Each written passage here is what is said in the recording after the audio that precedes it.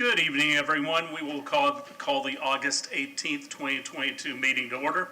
I would ask for everyone to rise for the invocation given by Father Bob Swick of St. Francis Assisi Old Catholic Church, and I ask that you remain standing for the Pledge of Allegiance.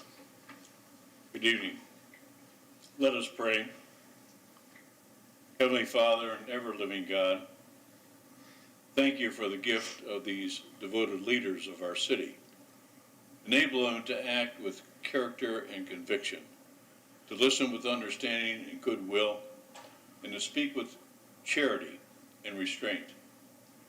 Give these, our community leaders, a continuing spirit of service.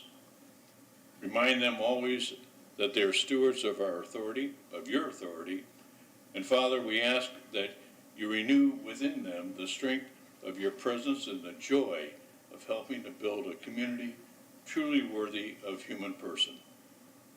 And so, Father, recognizing your servant, St. Francis of Assisi, we pray that you make us all a channel of your peace. Where there's hatred, let us bring love. Where there's injury, your pardon, Lord. And when there's doubt, true love in you. Amen. Amen.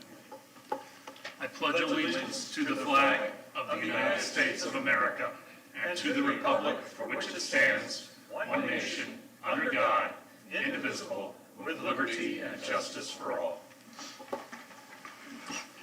Thank you for coming out tonight, Father Zwick. We appreciate those inspiring, challenging words. We are going to start out with a service award, our bi-monthly team award for July, August 2022. And if I could have Justin West, Scott Mattis, and Georgia Tony come by, the Beach Lifeguard Dolphin Rescue Team.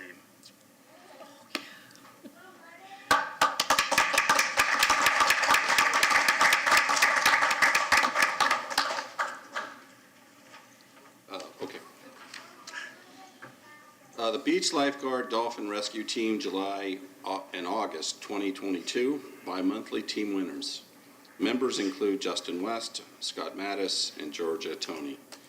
Justin West was on duty on Tower 5 when he noticed something looked amiss at the base of Pier 60, about halfway out. He saw what appeared to be an adult dolphin circling the area repeatedly and saw an object bobbing in the water nearby. He grabbed his rescue board and paddled out and found a young dolphin tangled in a rope of a crab trap. He began trying to cut the rope with a pair of shears he had, but the dolphin still was entangled. He summoned help, and Scott Mattis swam out to assist. Both lifeguards were in water deeper than they could stand, so Justin helped keep the dolphin from injuring itself any further while Scott cut the dolphin free with a knife. They quickly relocated the dolphin to move to shallow waters where they could stand and assist the animal. Georgia Tony entered the water and met with them. While Justin and Georgia helped support calm the dolphin, Scott was able to use a knife to free the dolphin from the rest of the rope that was wrapped several times around the tail. As other resources on land summoned help from the Clearwater Marine Aquarium, these three stayed with the dolphin and tried to make sure it was not injured further. They cared for it and kept it from being washed ashore, which could have happened easily as it was in distress. When aquarium staff members arrived on the scene, they took over the care of the juvenile dolphin while the lifeguards urged people to stay out of the water near the scene. The dolphin was eventually taken to SeaWorld Orlando for medical treatment. Our lifeguards are trained in a number of different scenarios, including animal rescues. These three employees went above and beyond help in this case, and we want to thank them for their efforts and for what they do on a daily basis. Signed, Frank V. Hibbard, Mayor.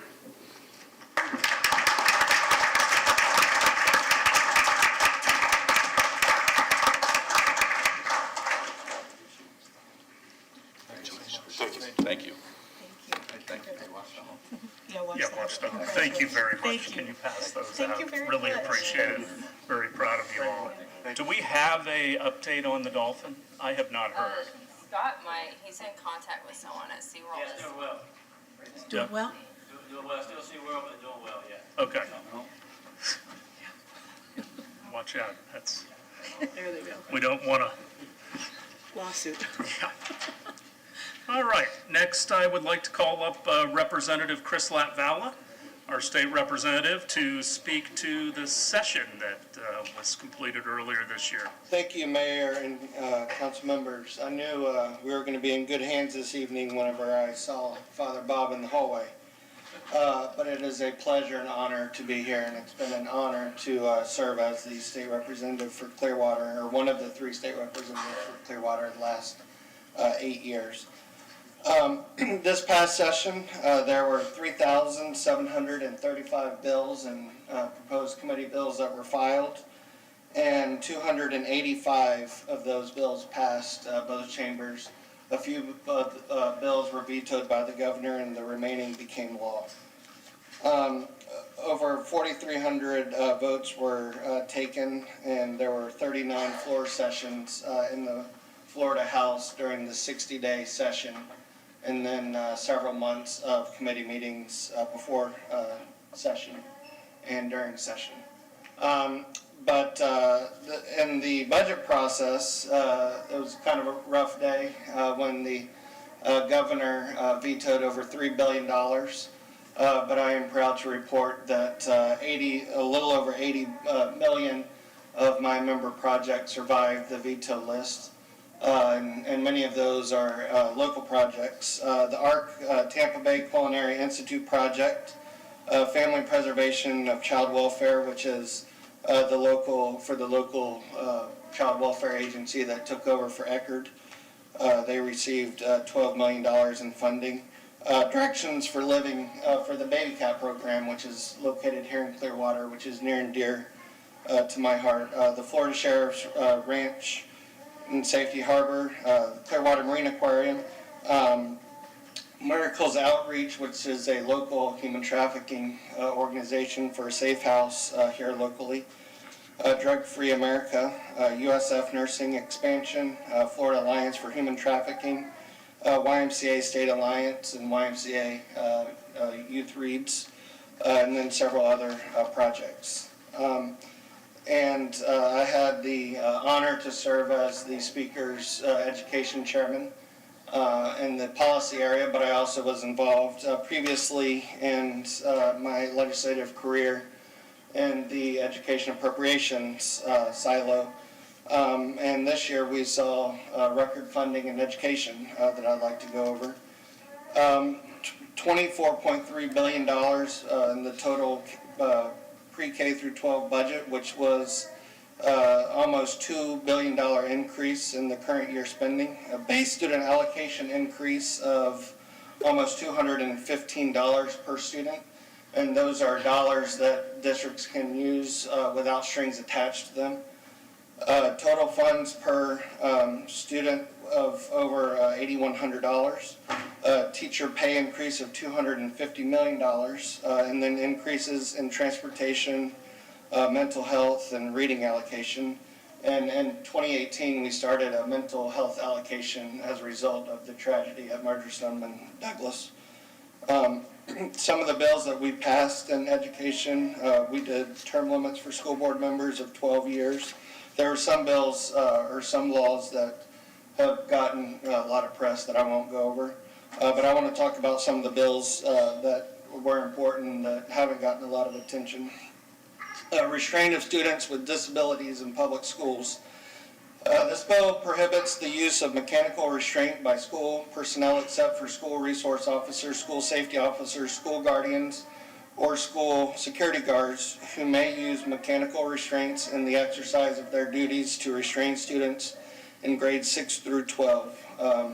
And the bill also allows or authorizes school personnel to use appropriate physical restraint as permitted by existing law. But basically it says that if you have a student with disabilities, you can't be using the same kind of restraints on them. Mental health of students by Representative Homchowski. That bill specifies that charter schools must comply with involuntary examination data reporting requirements established by the legislature in 2021 for traditional public schools, and requires that DOE to share all school-related involuntary examination data, including charter school data, with the Department of Children and Families by July 1st of every year.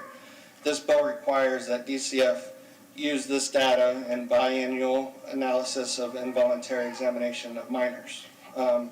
We also did a lot in literacy the last couple of years, including sending books into the homes of struggling and low-income readers around the state. Lastly, I want to talk about school safety, and before I talk about that, I want to give a special shout out to not only our sheriff, who leads the school safety commission in our state, but also our local chief, Chief Slaughter, who several times over the years has talked to me about this issue, and I've gotten advice from him on different things to put in bills that we've had in regards to school safety. But this year's school safety bill requires district school boards and charter school governing boards to adopt a plan that guides family reunification when K-12 public schools are closed or unexpectedly evacuated due to natural or man-made disasters, which was a big deal since Martyrsdom and Douglas. Requires that the State Board of Education adopt rules setting requirements for emergency drills, including timing, frequency, participation, training, notification, and accommodations. Requires that law enforcement responsible for responding to schools in the event of an assailant emergency to be physically present and participate in active assailant drills. And those drills have been something that parents have talked quite a bit about. And then there's several other parts of that bill too. But that is my report, and thank you very much. Thank you, Representative. Any questions from the council? Well, we appreciate you coming out tonight, and we'll continue to be working with you, just in a different capacity. Sir, thank you. So thank you. Item 4.3 has been withdrawn, so item 4.4, if I could have Daniel Noah of the National Weather Service in Ruskin come forward for storm-ready communities. Good evening. Yes. Good evening, everybody. I am here today to brag about some of your employees. And We like that. National Weather Service. Let me start by saying you put an investment into emergency management for the city of Clearwater.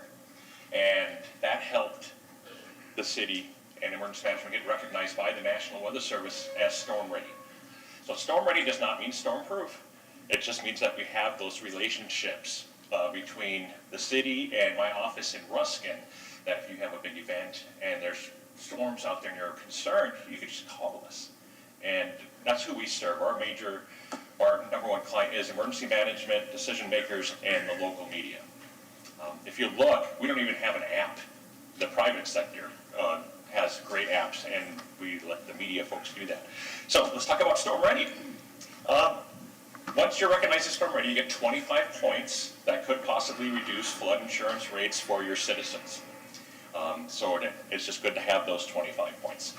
But really the best thing is,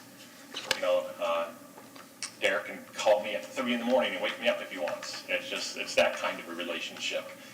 When you need that information, you will get it. And so what had to be done to get this recognition? You had to have a 24-hour warning point. You had to have a backup warning point. You had to have multiple ways to receive weather information live, as well as when the warning is issued, how does that information go out to those who need to know? Anyway, they did all that. They passed. It went to our board of 10, and they all signed off on it, and the city of Clearwater is now recognized as storm ready for the next 4 years, and then we'll do it again. So with that, I'd like to have a picture with the mayor, if possible, and of course you guys. And who's going to take the picture? Okay. Do you want to come up here and we can actually have the whole council? Oh, sure. Why don't we all Sure. Huddle in. crowd in here? I just need to get everybody's name, because we have to post everybody's name. Okay, well, we'll get them for you. You want me to come, We can stand Out behind there? you, so we're not blocking you guys. Or how do you want me to come around? Okay. Let's take a peek at the sign. Yeah. Oh, cool. All right. And where's that going? We are working on that to determine, it's not a street sign, so we'll have to get with our traffic engineering and see where to go. Looking right now at the causeway, that'll be the Yeah. entrance to coming along. Yeah, very good. Okay. Right here? Or are we more into this? Can you? We okay, John? Okay, you see. Sorry. Can you see David? Yeah, I'm thinking through that. Behind you. I'm probably shaking. That, Let it go. yes. 1, 2, 3. Awesome. Hard to get the back.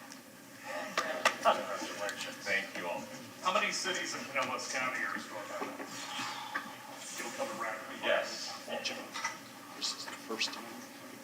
So how many cities in Pinellas County are storm ready? And I believe it's probably 5. You're the 5th.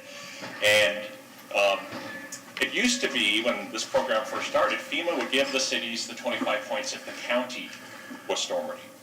Then they changed the rules, and now the cities have to be storm ready to get those points for flood insurance. And so now all of a sudden, all the cities are jumping on board. But congratulations on those 25 points, and you got a good team, and I enjoy working with them very much. Well, thank you for the recognition. More importantly is that we're more prepared. And, you know, this position was originally funded back in after '04. Oh, And we started this because we saw the results of all the hurricanes in '04 and '05.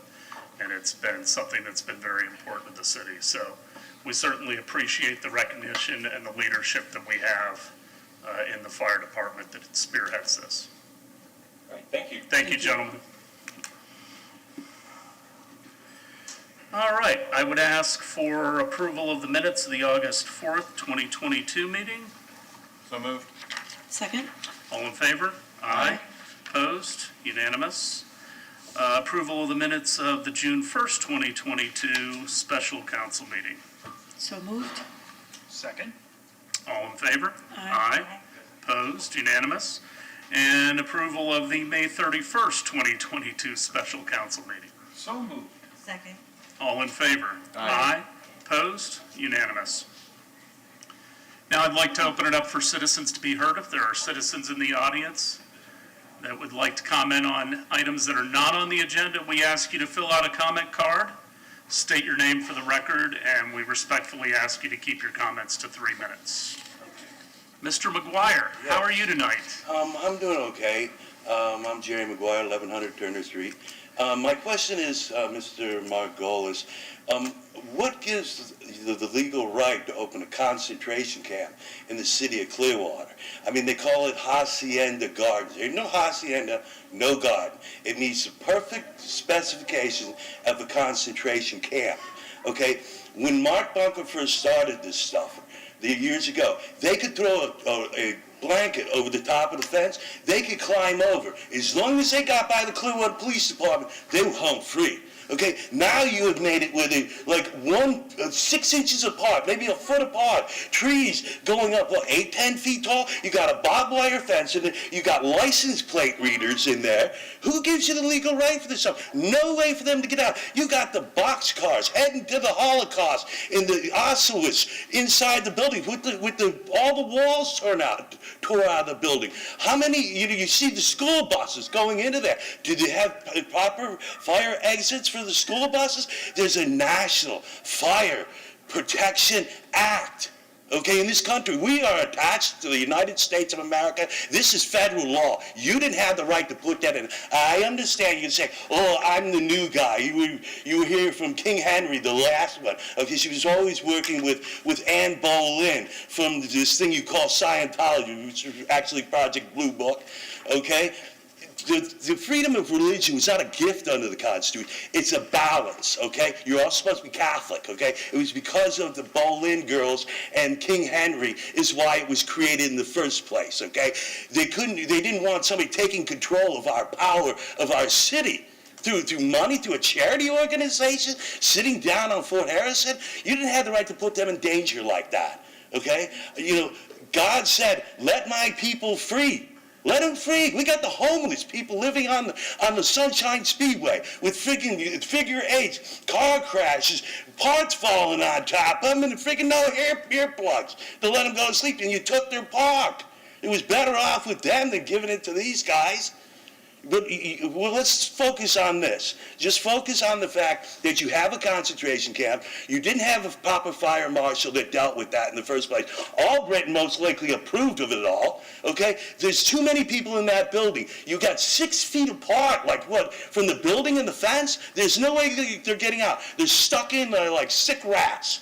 Okay? And they will die like rats. You do not have the right to turn this into Jonestown, Gowanda, or the Branch Davidian. Okay? They didn't do it. You did it. You're doing this to them by allowing this, acting like the cult leader. You cannot sit there and allow this to happen to them. You throw them down the stairs for a few bucks. No, it's not right. Don't treat them like that. You can mow that fence down. Mow it down. You and Hamilton, get a bulldozer and mow it down. Get rid of it. Let my people free. Let them free. They don't deserve this. Anyone else to speak during citizens to be heard?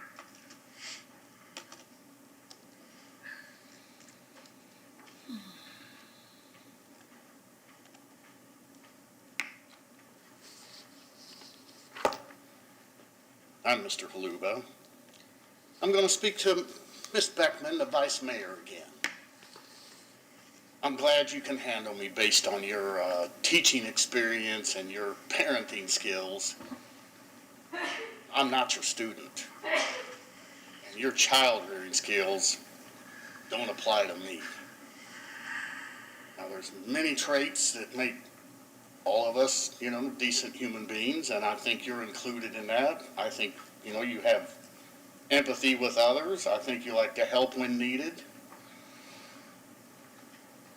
I believe you possess those qualities and maybe more. I also believe the motivation for your involvement is very select and it's self-serving. Good positive acts, good involvement, it can go uncredited, it can go unsung, it can even be done incognito, as the example with donating blood that I've given before. But that's not you.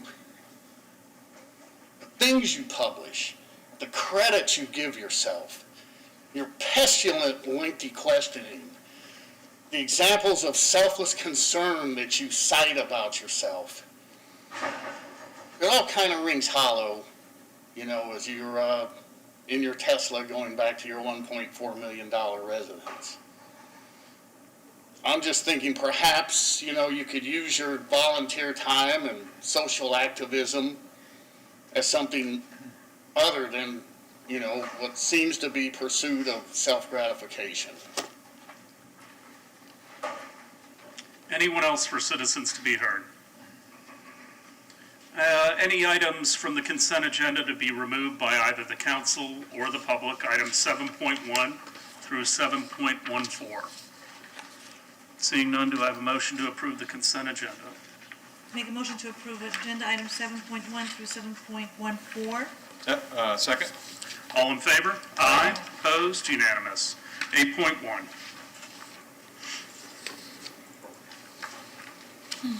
Declare surplus certain real property identified as parcel number 10-29-15, 66-346, 0000050 at 618 Palmetto Street, city-owned property for the purpose of exchanging the Palmetto Street property for certain real property owned by Barnell Evans and Sandra Evans, husband and wife at 900 Palmetto Street. Approve the related contract for exchange of real property between Barnell Evans and Sandra Evans, husband and wife, and the city of Clearwater. Authorize the appropriate officials to execute the same together with all other instruments necessary to effect closing. Thank you, Ms. Call. Good evening, Mayor and Council. Tara Kivett, Engineering Director. The city-owned 918 Palmetto Street property is 5,200 square feet of unimproved land zoned residential. It is currently being leased by Hope Academy and is used as a playground in support of their daycare located next door at 920 Palmetto Street. It is intended to remain a daycare. The property owned by Barnell and Sandra Evans is located at 900 Palmetto Street and is a 7,881 square foot vacant lot. The site is located in the proposed North Greenwood CRA district and is zoned commercial. With the proposed land exchange, the city will receive a property with a higher appraised value. Closing is estimated to occur before December 19th, 2022. Any questions? Any questions? Anyone from the public to speak to item 8.1? Do I have a motion? I move to approve agenda item 8.1. Second. All in favor? Aye. Opposed? Unanimous. 8.2.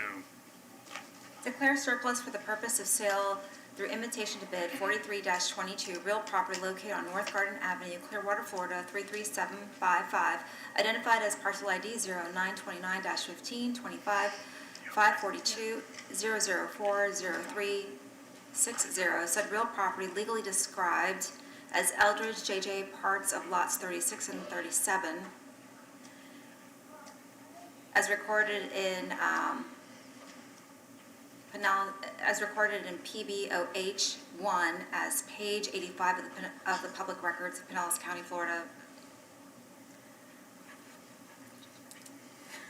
This is a weird one. The legal description, yes, is a little weird. I'm glad you're reading it. I don't know how to interpret it. It looks like I look rather. Like it's written in code. I mean, I could read it for you if you really like. Mr. Margolis? I really don't think it's necessary for this particular item. There's no statutory reading requirement, no. Item 8.2. Ms. Kivett. Okay, fabulous. Thank you, Tara Kivett again.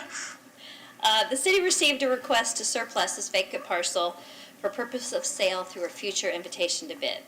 The parcel was appraised by James Millspa and Associates for $87,500. City management recommends that council set the minimum request for bid at the appraised value of $87,500 for the successful bidder. City management supports declaring this property surplus for the purpose of sale through a future invitation to bid. Any questions? Any questions, Just a Councilmember quick one. Tejeda? Do we have any idea is there any discussion as to what we're going to do with that land, or what we're hoping is going to happen to that land after the sale? I am not aware of what the proposed developer who reached out, what they plan to do with it. I'm not aware of that. Have we considered the site as a possible site for affordable housing, maybe for habitat? I mean, that's what it looks like, that type of size lot. I mean, that's the size lot it is. But I guess it's the developer who's building the 60 units, I believe, wants it. Is that what the request was? To add it on to their lot? Well, they still have to go through a process. Yeah, they have to respond to an invitation to bid, and so we'll know more then. I hate to speculate because I don't know for sure.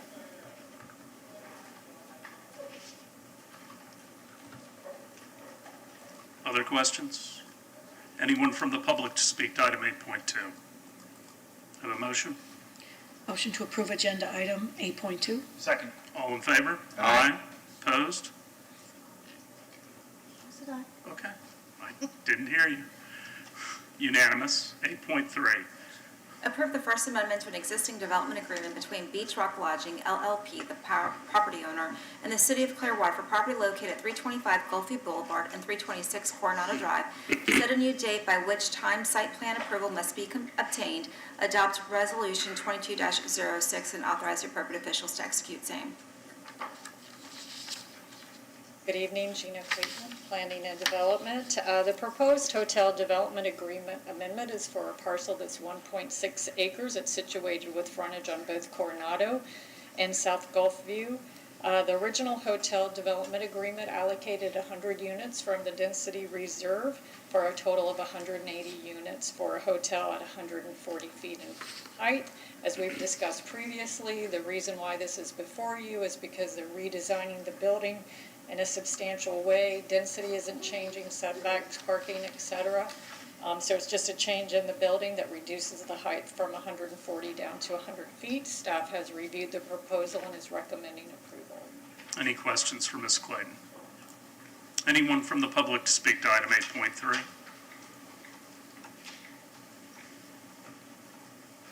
Good evening, Mayor, council members. Katie Cole with law firm of Hill Ward Henderson, representing the applicant.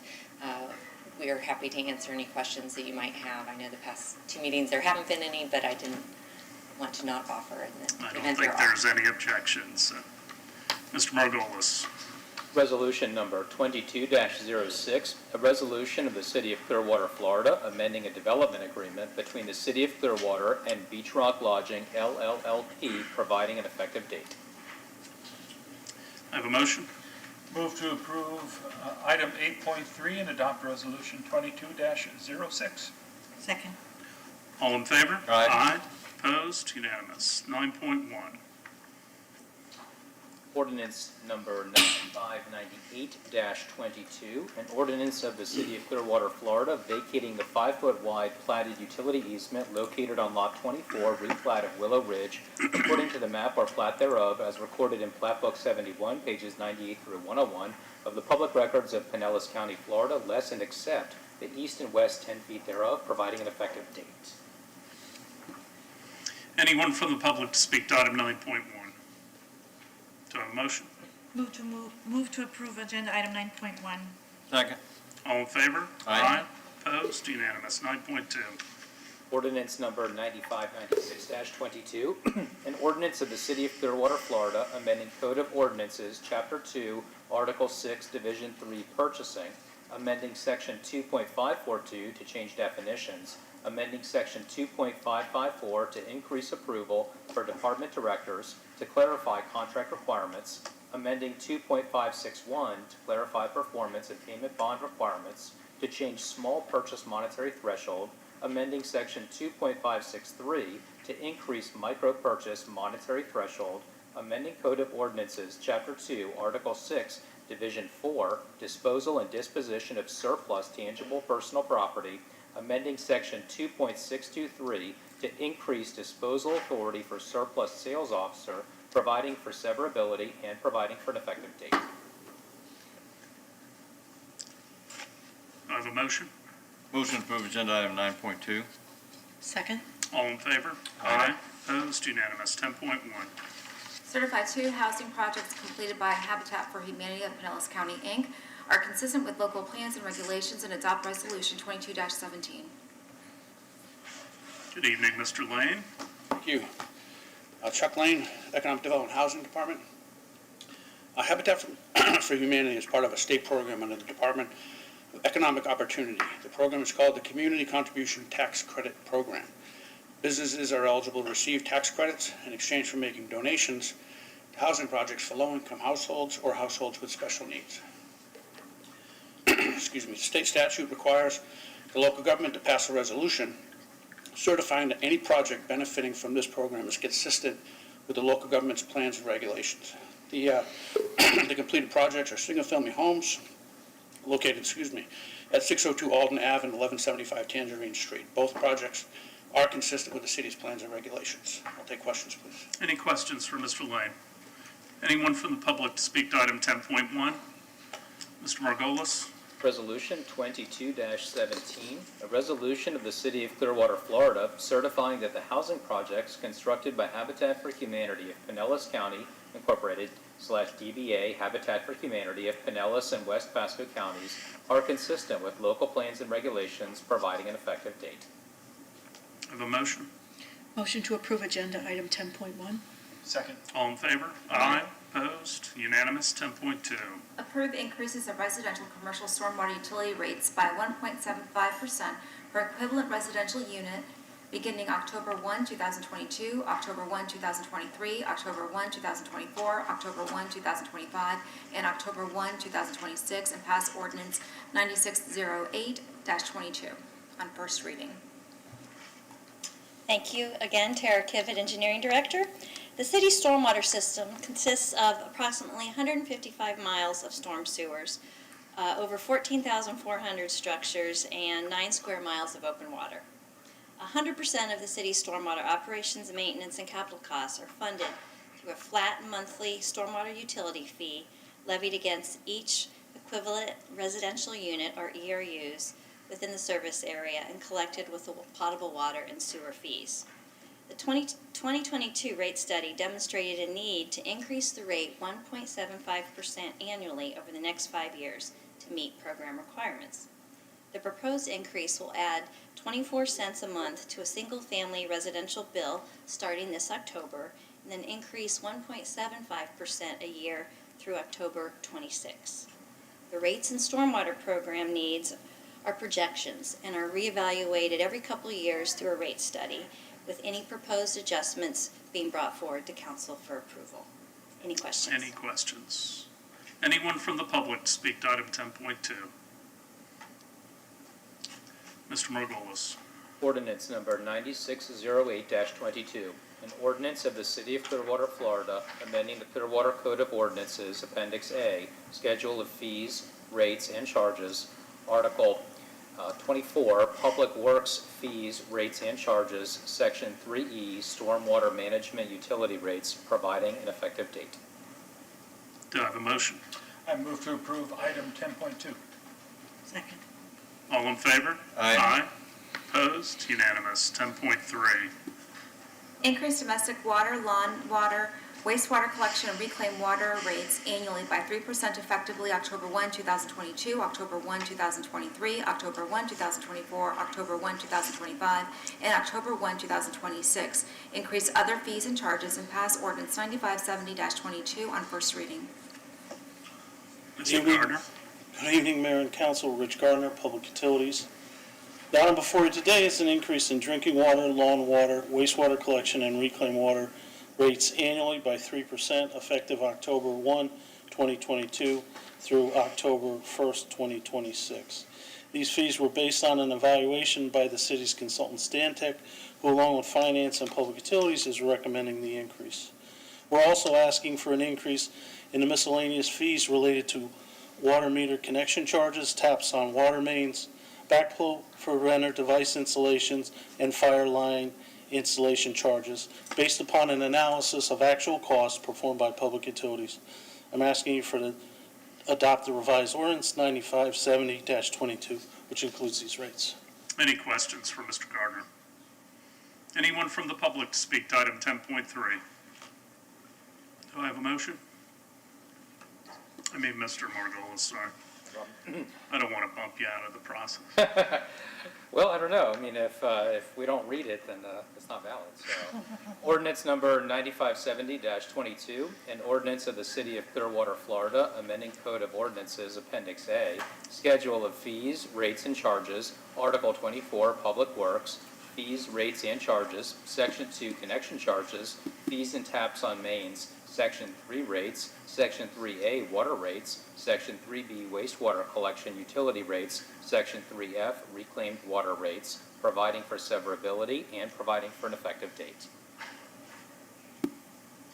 Do I have a motion? Can I just make a comment before I do that? Certainly. I'm gonna hate doing this. I just feel like there's just so much out there. There's the inflation, there's affordable housing crisis, there's millage, there's so much bad news being thrown at us, and then I just feel like, but at the same time, we have residents at least contacting me on a daily basis asking for better services, quicker, more streamlined, and all this costs money. So I don't like raising this, but I think this is a necessary thing. So I'm going to make a motion to approve agenda item 10.3. I'll second it. Can I make a comment? Yes. I kind of agree as well. It's hard now with everything, but you know, it's a balance. I've always thought about this because I know that we need more staff. We need to keep our services the best there is because our customers demand it, our citizens do, and this is, I know the kind of input that goes in to develop that they need this kind of money, so it's not just an arbitrary number they're pulling out. I mean, you guys, you know, look at this every couple of years, and when you need it, I don't want to say I'm not going to give it to you. So I just wanted to put that out there, that it's always a balance between, you know, the taxes and what the services that people that we render to our citizens. So I'll second the motion. Well, I completely understand. That's why I was wanting to do some things with the budget, which touches everybody. The thing about water and stormwater and others, first of all, we have employees. Our costs of our employees are going up. Our insurance is going up. Our energy is going up that we're using to run these plants. So the city does see inflation. And unfortunately, some of that does get passed on to our customers. But there has been times where there were rate increases and the utilities saw that we didn't need them and they pulled back. I think we're very cognizant of trying to deliver services and, to our citizens in an efficient way, high quality services. And, to me, this is very fundamental. Water is something in this country we take for granted. It is not something that people take for granted in other countries around the world. And so sometimes I think we just take it for granted, and we shouldn't. So we're very fortunate we have a great system that operates efficiently, and when you turn the tap on, you know that water is meeting state and federal standards. So first, I applaud your whole department and all that you guys do. Thank you. But I think we do need to have this increase. 3% is a lot less than you're seeing in every other area of our economy. So I have a motion and a second. All in favor? Aye. Opposed? Unanimous. Thank you, Mr. Gardner. Mr. Jennings, I think we were going to talk about this on the first. The 29th. 10.4, yeah. Yes, so the staff is rescheduling this to August 29th, which is the work session in just a few weeks. And then we are prepared to discuss any of the items that the council would like to talk about per the budget. Okay. Any other issues, Mr. Jennings, that you want to address? I did want to just mention, today we had, sponsored by the HR department, really brought forward by Sherman Stroman and Frida Daniels, and it's just an amazing training, leading with respect. It was a leadership training brought forward by the EEOC actually out of Atlanta. It really was a fantastic training for all of us in leadership positions to really be able to remember the foundational principles of the way in which we need to treat each other. And so I just want to thank the HR department for bringing that forward. I also wanted to mention, as I've mentioned to all of you this week in our one-on-ones, that the city has retained the services of management partners, Jerry Newfarmer and Jacqueline McCrae. They will be working with the council, the mayor and the council, on finalizing your strategic plan. Specifically, in the contract with them, we had requested that the strategic plan be completed by the end of the current calendar year. All of the discussions, with the exception of a few one-on-one with you, will be from the dais in order to make sure that you're all working together and so forth. So I just wanted to mention that to the public so they know that is coming as well. Thank you, sir. And I hope we can get there. I think it's ambitious, but I look forward to getting it done. We certainly have been working on it long enough. Yes, ma'am. I just had a question. Can you share with us a contract from New Farmer and McCrae so we know exactly what to expect? And then what's the explanation for rescheduling our budget talk to the 29th? From tonight to the 29th? Frankly, I have not had a time. I'm the one that was interested in rolling the millage slightly, and I have been so busy, and I have not had time to go through the entire budget book again, which is what I think I'm gonna need to do to come up with some of the suggestions, because some of the suggestions that were made as possibilities in that 0.25% rollback were not ones that I was interested in. Some were not. So, seeing as I didn't really see anyone else that was interested in that, I haven't had time. So between now and the next week, I will. Okay, just wanted to understand better where that came from. That's where it came from. Mr. Margolis, anything? Okay, closing comments. I'll start from my right. Councilmember Albritton. Thank you, Mayor. In regards to our transparent conversations and planning, I'd like to have a discussion at some future meeting on plans for the lot that we're going to be swapping with PSTA. You know, we kind of went in, not this council, but a previous council, kind of went into some ideas on what to do with that lot, and I think we ought to be talking about what's important to us for that, lot downtown. It's a very important lot, and I've heard some things that I don't agree with, but I think it's up to us to decide what we want to do with it. There's no rush on this, but I want to just bring it out right now that we should have conversations at some point as to what we're thinking we'd like to do with that. That's it. Vice Mayor. Yeah, I had two things I wanted to mention. I wanted to highlight that this week at the federal government level, we had the passage of the Inflation Reduction Act, the IRA Act, which will enable cities, businesses, churches, and most important of all, residents to be able to realize significant savings to replace inefficient home appliances, weatherize their home, add insulation, and higher discounts on installing solar, just to name a few. It is a game-changing bill that will stretch out into the next decade. I am so excited about the opportunities that we have as a government, that nonprofits have, and most importantly, residents have to really realize savings.